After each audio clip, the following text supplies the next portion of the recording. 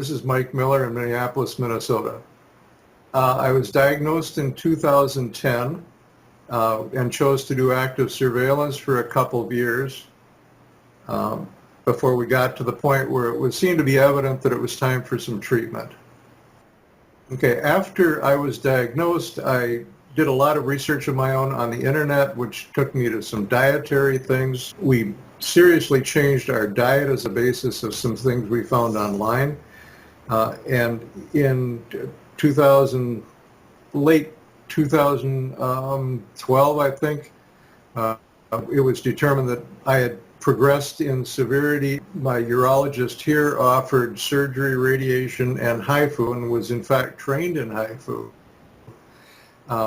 But I had already made a decision kind of as to who I wanted to have do it. He encouraged that I pursue that, and I did. You know, my main memory of the treatment was getting in the van afterwards. I said, I think I want to sue somebody because I don't think anything happened. I mean, that was how consequential the treatment was. I think I was in for about 3 hours.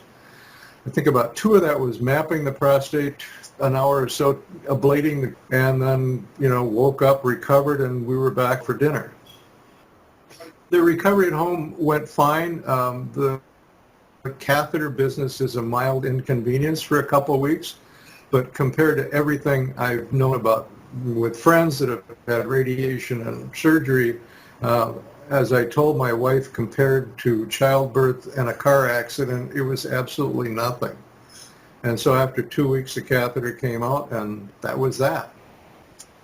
I'm now down to visits to the urologist every 6 months. My current state of health is probably better than it was when I went in. I've had no significant side effects from the treatment. I think my main word of wisdom would be to do your own research, just like I did, because as I understand it, virtually any of the treatments available now will work.